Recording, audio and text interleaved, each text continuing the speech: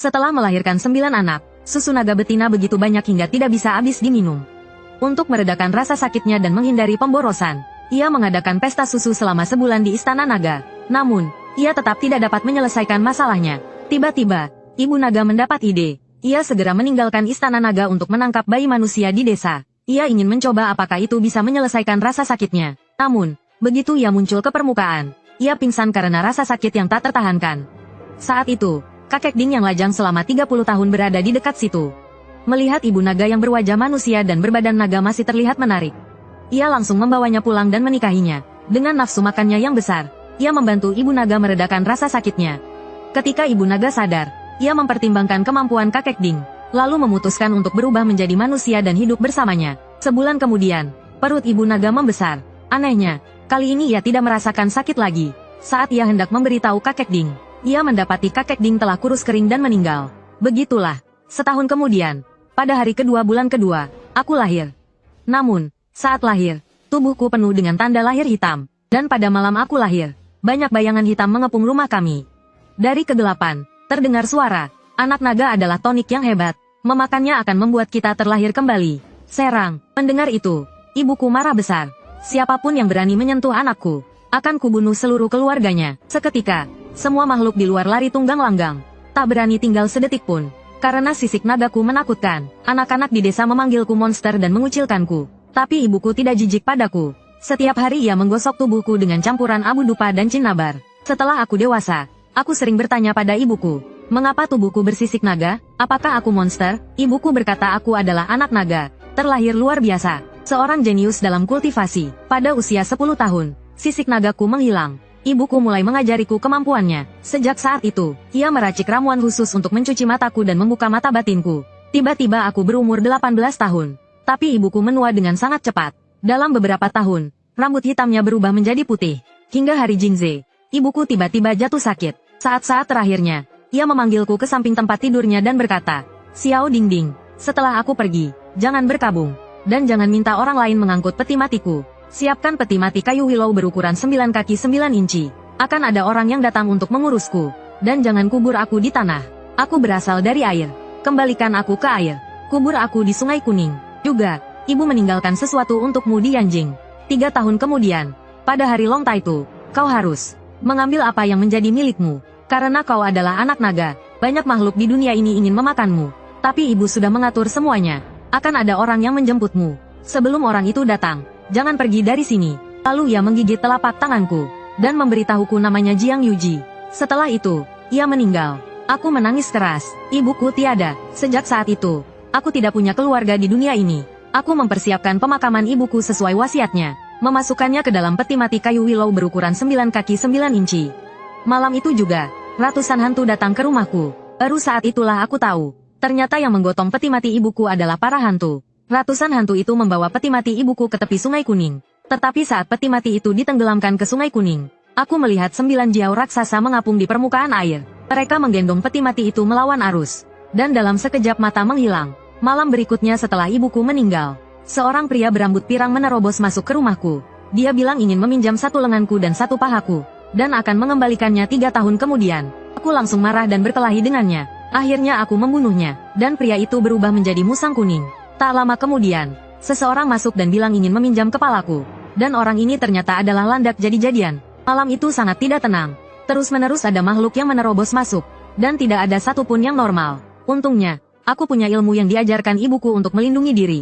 Meskipun terluka, aku tidak sampai kehilangan nyawa. Keesokan harinya, saat matahari baru saja terbenam, seseorang mengetuk pintu dan memanggil namaku. Aku mengintip dari celah pintu, dan melihat seorang kurir berdiri di luar. Tapi aku tetap diam, karena aku tidak kunjung membuka pintu. Dia berkata, "Ding Lin, ya, ada paket untukmu. Aku letakkan di depan pintumu." Setelah itu, dia berbalik dan pergi. Setelah dia pergi, aku baru keluar. Terlihat sebuah peti kayu besar di depan pintu. Paket itu dibungkus rapat sehingga aku tidak bisa melihat isinya. Aku merasa curiga. Apa isi peti ini? Setelah ragu sejenak, aku memutuskan untuk membukanya. Ketika aku membawanya masuk dan membuka peti kayu bagian luar, ternyata isinya adalah peti mati kayu Yinchan. Dan di dalam peti mati itu terbaring seorang gadis tanpa busana. Wajah gadis itu sangat cantik. Ini pertama kalinya aku melihat gadis secantik ini. Pipiku terasa panas dan mulutku kering.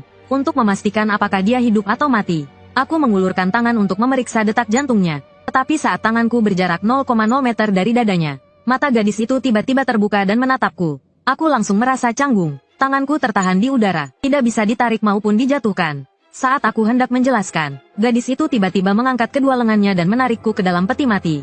Lalu terdengar suara, tutup peti mati jatuh ke lantai dan menutup. Di dalam peti mati gelap gulita, tubuhnya panas, dan melilitku seperti ular. Tenaganya juga sangat kuat, membuatku menjerit kesakitan. Ketika aku membuka mata lagi, aku sudah terbaring di tempat tidur. Gadis itu dan peti matinya menghilang. Aku memegang kepalaku, dan merasa kejadian semalam sangat aneh. Aku, sialnya, malah jadi pihak yang pasif. Lalu aku cepat-cepat berpakaian dan lari keluar kamar. Dan aku melihat seorang kakek-kakek yang tak kukenal sedang duduk di ruang tamu. Melihat orang asing itu, aku bertanya dengan waspada, "Siapa kau? Kenapa kau ada di rumahku?" Mendengar itu, pria tua itu memperkenalkan dirinya. "Namaku Sujin, ibumu, Ibu Naga, menyuruhku untuk menjemputmu." Aku mengangkat alisku. "Ibu Naga, siapa?" Aku segera berpikir keras, memastikan kebenaran kata-kata pria tua itu. Dengan cepat aku yakin, sepertinya dia tidak berbohong. Jika dia ingin mencelakaiku, dia tidak akan menunggu aku bangun. Lalu aku mengangguk dan berkata, "Tuan Su, merepotkanmu. Dan, yang kau sebut Ibu Naga tadi, itu ibuku?" Sujin mengusap dahinya, wajahnya menunjukkan kesulitan. "Ibumu pernah berpesan padaku tentang identitasnya. Aku belum boleh memberitahumu sekarang. Katanya, itu tidak baik untukmu." Aku mengatupkan bibirku, tidak melanjutkan pertanyaan itu, karena ibuku juga pernah mengatakan hal yang sama padaku. Lalu aku mengambil beberapa pakaian dan pergi bersama pria tua itu. Di perjalanan, Sujin memberitahuku bahwa aku adalah anak naga, dan tubuhku memancarkan aura seperti daging pendeta Tom. Para siluman dan iblis ingin memakanku. Tapi, gadis semalam telah menyelaraskan yin dan yangku, sehingga aura anak naga dalam tubuhku menghilang.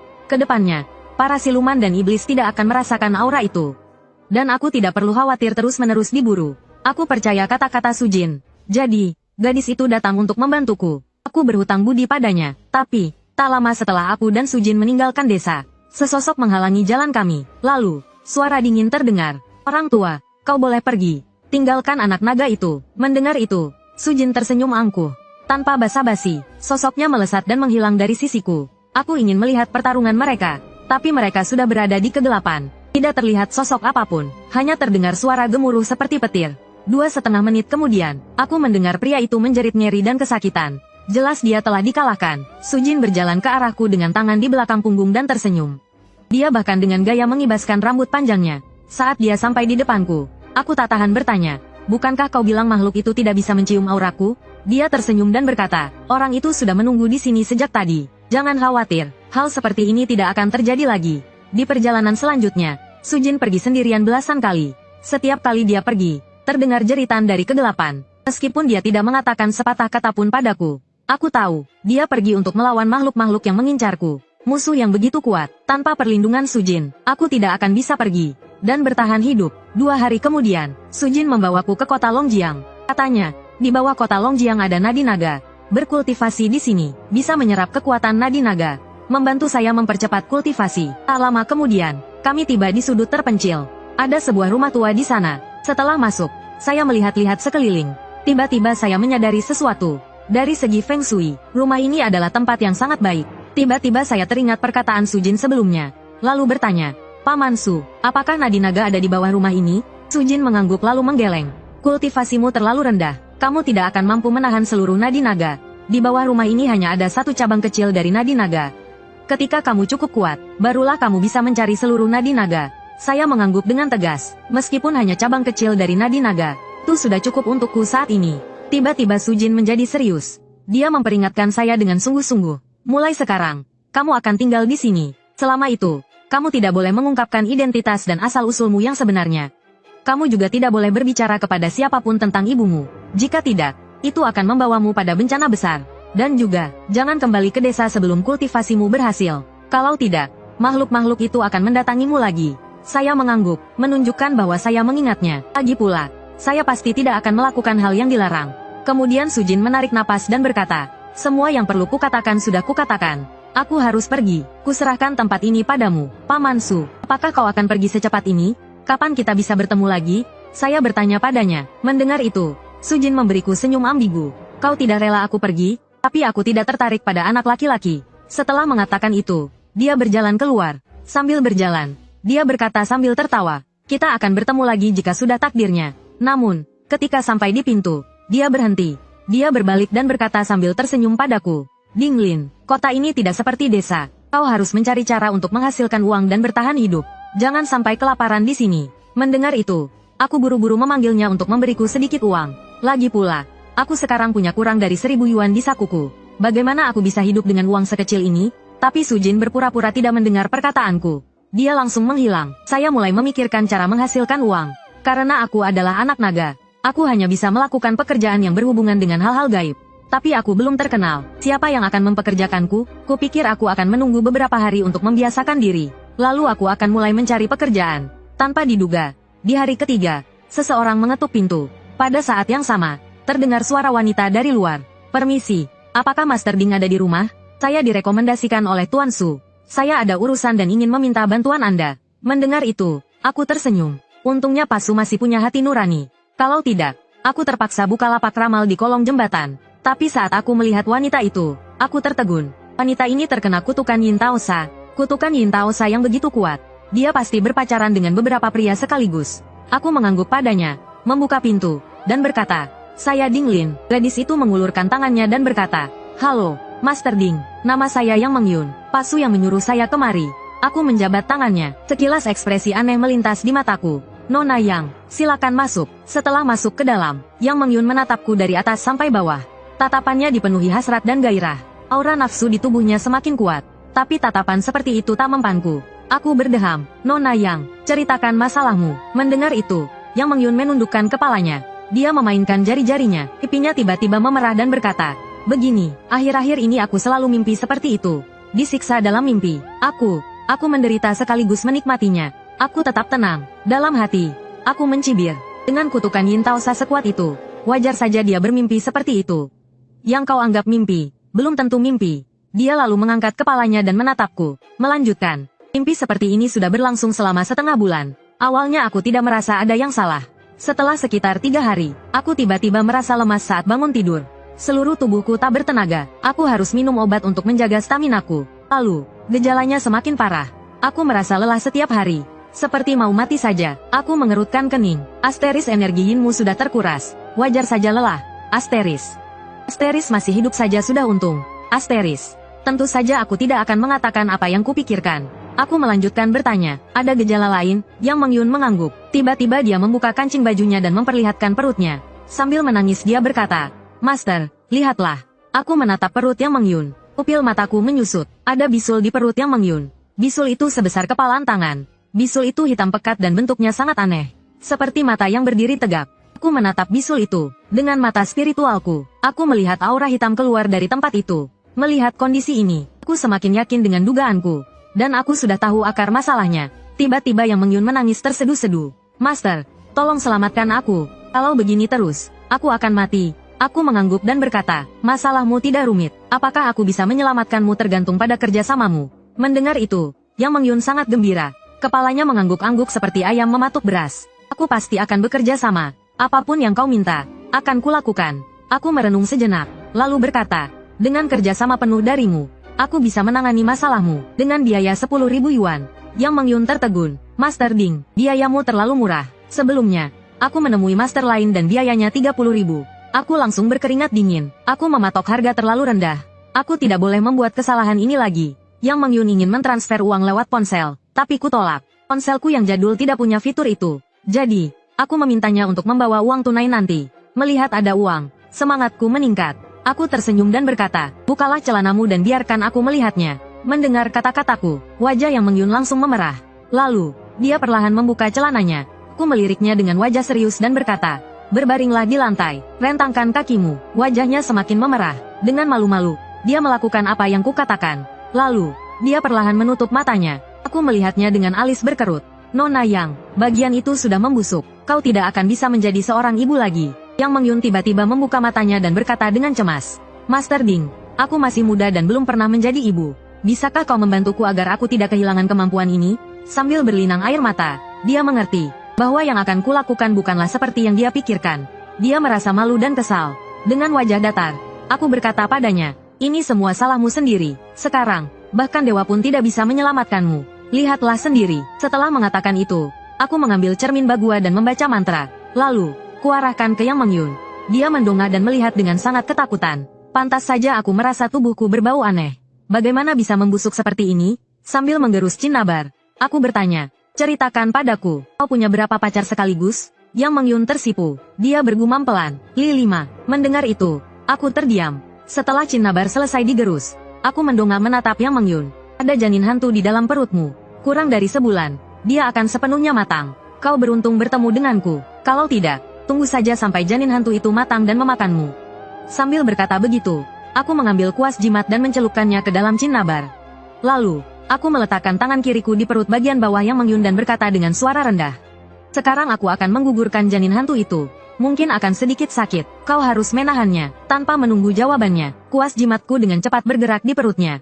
Aku segera menggambar jimat pembasmi hantu. Bersamaan dengan itu, aku membaca mantra pembasmi hantu dalam hati. Setelah mantra selesai, jimat itu memancarkan cahaya keemasan. Perut Yang Mengyun mulai membesar dengan cepat. Dia menjerit kesakitan dan menggeliat dengan liar. Melihat itu, aku mengarahkan jariku ke arah dahinya. Aku melantunkan mantra pembeku untuk menghentikannya. Cahaya keemasan dari jimat pembasmi hantu semakin terang. Perut Yang Mengyun juga membesar semakin cepat. Tiba-tiba, jeritan melengking terdengar dari perutnya. Penyihir sialan, berani-beraninya kau menggangguku. Kau mau kubunuh? Aku mendengus dingin. Mataku penuh dengan penghinaan. Janin hantu yang belum lahir berani mengancamku? Kau pikir aku terbuat dari tanah liat? Kira-kira setengah batang dupa kemudian, nanah berbau busuk mengalir dari bawah tubuh Yang Mengyun. Janin hantu itu telah dimusnahkan. Setelah mantra pembeku dihentikan, Yang Mengyun membuka matanya. Dia bertanya dengan lemah. Tuan, apakah aku sudah sembuh? Janin hantunya sudah kugugurkan. Pergilah ke rumah sakit untuk perawatan. Dengan dirawat beberapa waktu, kau akan sembuh. Saat melihat nanah berbau busuk yang mengalir dari tubuhnya, wajahnya memucat. Setelah berpakaian, dia menangis dan bertanya, Tuan, apa yang sebenarnya terjadi padaku? Bagaimana bisa ada janin hantu di perutku? Apa aku kemasukan hantu akhir-akhir ini? Melihatnya seperti itu, aku menggelengkan kepala. Menyesal di kemudian hari. Kenapa tidak dari awal? Kenapa tidak menjaga dirimu sendiri? Lalat tidak akan hinggap di telur yang tidak retak. Orang-orang seperti itu suka mencari wanita seperti ini untuk berlatih ilmu hitam. Lalu aku berbalik dan menatapnya. Sebenarnya, akar masalahnya sederhana. Masalahnya ada pada kelima pacarmu itu.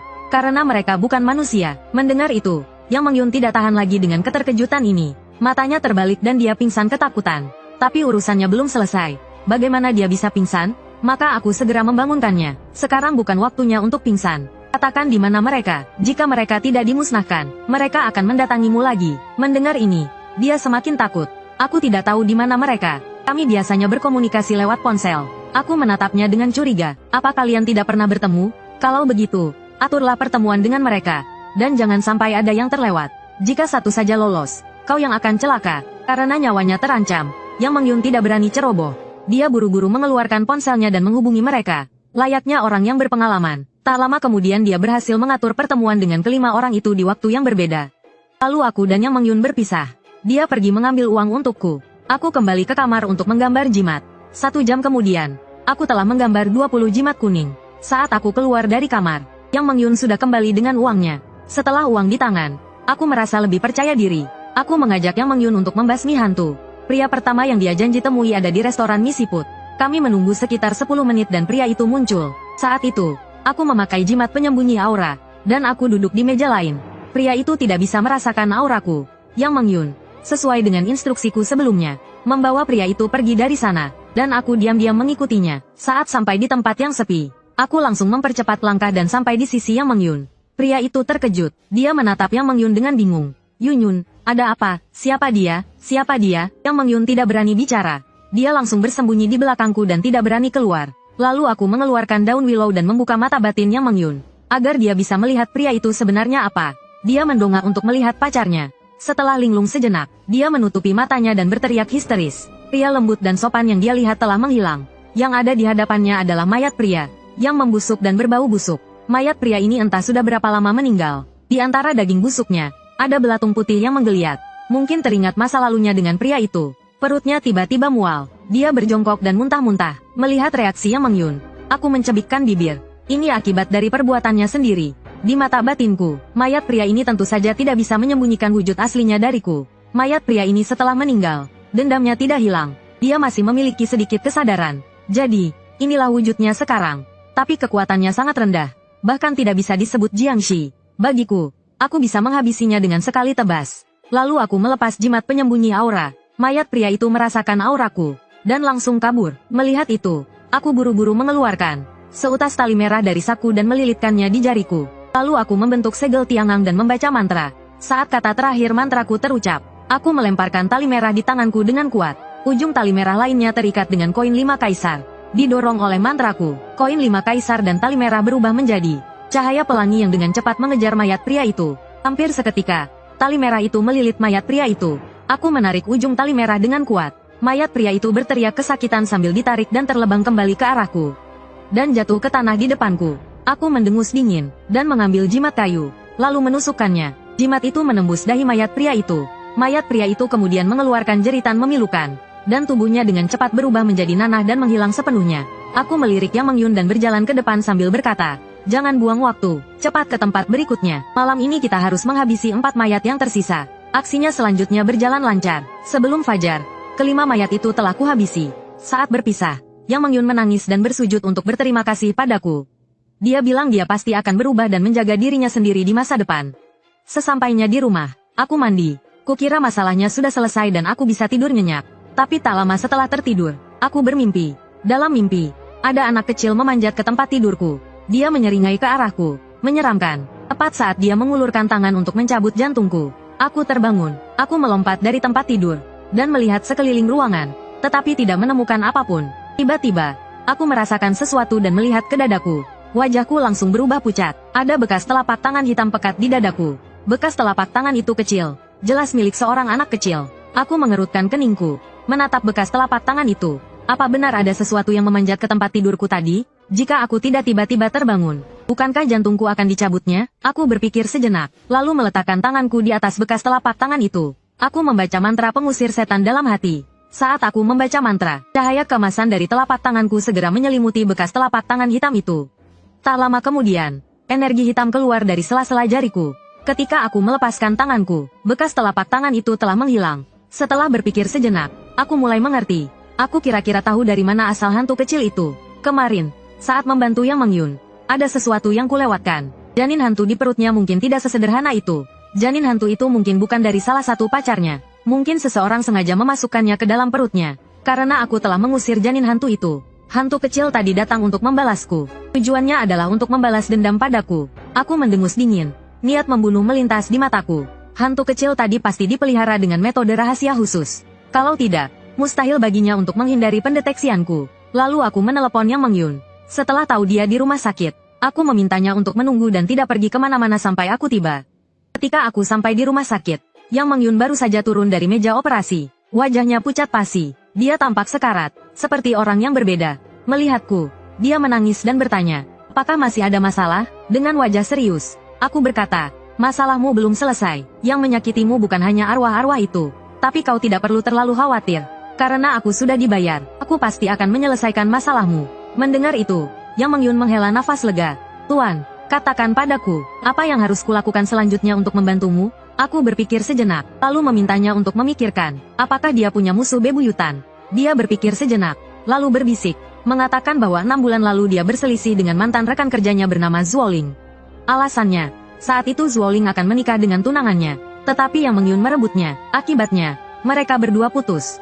Kemudian, Yang Mengyun juga meninggalkan pria itu. Setelah mendengar itu, aku terdiam. Ini dendam yang mendalam. Maka, aku memintanya memberiku alamat Zuoling. Saat pergi, aku memberinya jimat pelindung. Dengan jimat ini, hantu kecil itu tidak akan berani mengganggunya lagi. Sedangkan aku sendiri akan menemui Zuoling, untuk melihat apakah dia pelakunya. Aku tidak peduli dia membalas dendam pada Yang Mengyun. Tetapi jika dia macam-macam denganku, jangan salahkan aku jika aku tidak sopan. Aku segera menemukan alamat, toko kosmetik tempat Zuoling bekerja. Tapi dia menyuruh hantu kecil itu untuk membunuhku. Dia pasti mengenalku, jadi aku tidak menampakkan diri.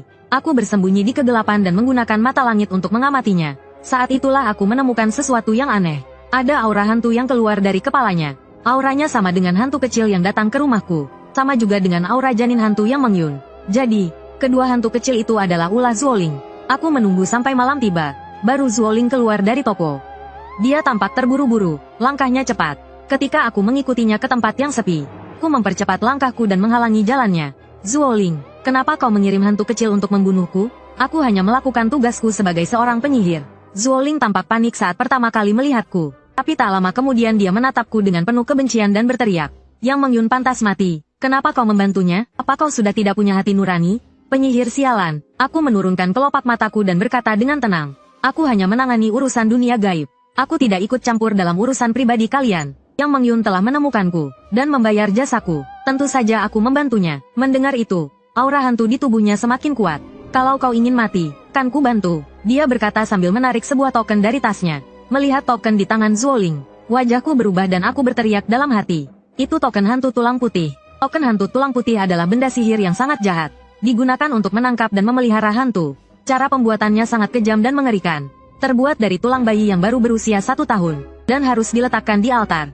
Dimandikan dengan darah dan jiwa. Selama 49 hari agar terbentuk. Saat ritual berlangsung, semakin banyak jiwa yang digunakan, semakin besar kekuatan token hantu tulang putih.